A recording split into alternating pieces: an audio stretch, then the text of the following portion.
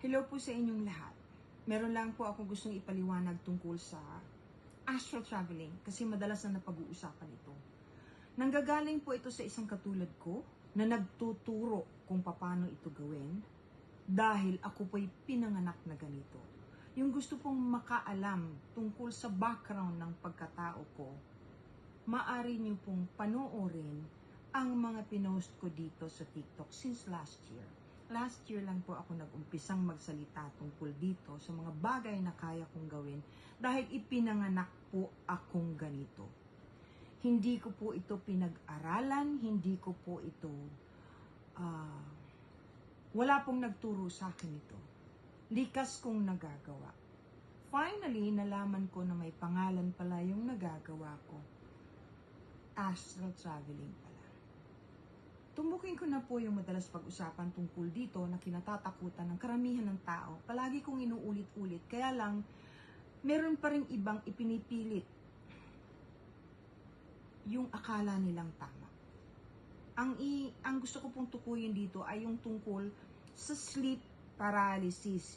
Yung para ka pong napaparalyze pagkatapos mong parang nanaginip o para kang hindi magising, gising ang iyong diwa, nagpapalpitate ang iyong puso, natatakot ka na, para kang mamamatay.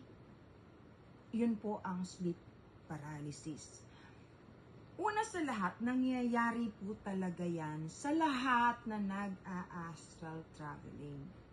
Bago ko po isa-isahin ang dahilan para nga po akong paulit-ulit na lang. Lahat po tayo,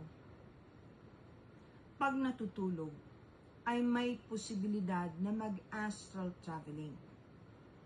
Lahat po ng tao ay may kaluluwa o higher self na tinatawag o cosmic body. Hindi po yan natutulog. Ang katawan lang po natin ang natutulog. Hindi rin po yan naghihintay na magising tayo na nakatanga lang. Umaalis po yan once malalim na o mahimbing na ang tulog natin. Namamasyal, nagpupunta sa mga dapat na pwedeng itulong sa iyo. Mga problema mo. Gusto niyang masolve ang mga problema ng iyong physical body o physical self pag nagising ka. Sa pamamagitan, madalas sa panaginip. Hindi naman po lahat ng panaginip ay astral traveling. Pero yun po ang paraan ng ating higher self o cosmic self o ng langit para mabigyan tayo ng, so that they can assist us. Namamasyal po ang ating cosmic self, ang ating higher self. Pero bumabalik din po. Yan po ang astral traveling na ang uncontrolled. Ibig sabihin, wala kang control. Kasi umaalis po yung cosmic body ninyo, nang wala po kayong control, pupunta yan kung saan ninyo gusto. Ang itinuturo ko po ay kung paano magawa ito nang gising ka ng control na makapunta ka sa dapat mong puntahan. Pag nananaginip ka po o nag-a-astral traveling ka habang tulog ka, you are automatically protected. Ang cosmic self mo o higher self mo ang nagdedesisyon kung saan siya pupunta, kung anong kailangan niyang gawin. Automatic po yun. Pero, yung pagbalik ng iyong higher self o cosmic self sa inyong katawan kung minsan ay may problema. Lahat po tayo ay nagkakaroon ng experience na parang nahuhulog. Yun po yun. Yung bumalik yan. O pagka yung inyo pong katabi gumalaw, kung may katabi po kayo, bigla po kayong mahahatak pabalik. O meron kayong pusa na biglang tumalon, bigla po kayong babalik. Pag napakabilis po ng inyong pagbalik, hindi sa tamang posisyon, kung minsan hilis, kung ito po ang inyong cosmic self, maaring nagkaganon. Maari din pong bumaliktad. Hindi po swak, hindi hulma. Kaya po kayo nagkakaroon ng sleep paralysis. Yun po yun. Kasi yung cosmic self po ninyo, yung higher self ninyo, ay nag-a-adjust. Definitely po, maa-adjust po yan. Wala pong namamatay sa sleep paralysis. Iba po yung bangungot sa sleep paralysis. Tandaan niyo po yan. Huwag kayong maniniwala doon sa mga nagsasabi na ito ay isang bagay na hindi natural. Normal pong nangyayari yan sa lahat ng tao. Kahit na po yung sensation na para kang nahuhulog, hindi ba? Nangyayari sa atin yan. Lalo na pag bagong tulog. Kasi biglang lalim, tapos biglang magigising ka. Ayun po yun. So, huwag niyo pong katakutan ang sleep paralysis. Bagamat, ito po napaka-importante, sasabihin ko po sa inyo, maraming bagay na ginagawa ng mga nag-astral traveling na nagagawa na daw nila. Nakakatakot po yan pag walang proper guidance. Ang reason po kung bakit ginawa kong misyon ang magturo ng astral traveling para po matutunan ang tamang paraan sa paggawa nito ng control nang hindi kayo naaano. Hindi po wara-wara o bara-bara. Nakakatakot po.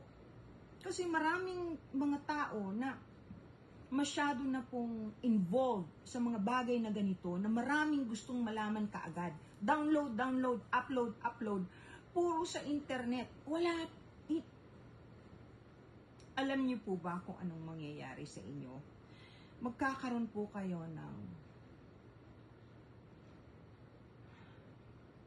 hindi ko po alam niyo yung torrent whisper. Sorry, pinipilit ko pong maikwento sa inyo o ma-explain sa inyo sa tamang paraan. Yung maraming gustong matutunan agad-agad. Pag astral traveling nila, dahil hindi nila alam kung anong ginagawa nila, kung ano ang tamang procedure, yung torrent ng ethereal whisper, yung super daming masasalubong na mga bagay na hindi kayang i-grasp o hindi nakahanda ang ating kaisipan kung paano uunawain o iintindihin. Hindi ninyo talaga maiintindihan dahil bigla. Para po yung naligo kayo sa isang waterfall na akala ninyo, kaya ninyo, sumugod lang po kayo, patak na pagkalak, pwede nyo po yung ikasira ng ulo. Marami pong nababaliw dyan. Yung information that you cannot comprehend, the download of information that's too much for the brain that's not prepared. Yun po ang ibig kong sabihin. Hindi po yung ganun-ganun lang yun. Isinulat ko nga po yan eh. Kasi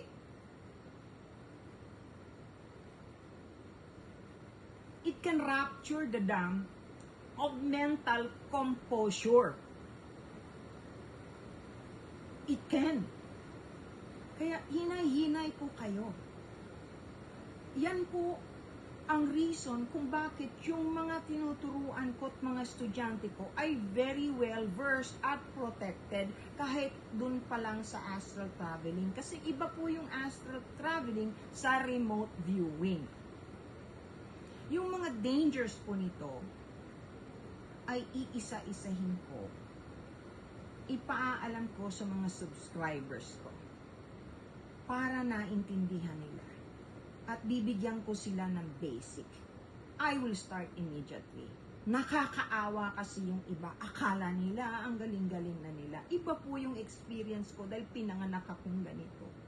Gusto ko po kayong tulungan dahil itong panahon na ito, 2025, 2026, halos lahat ng tao mag-iiba na ang kaisipan. Bukas na. Hintayin niyo po.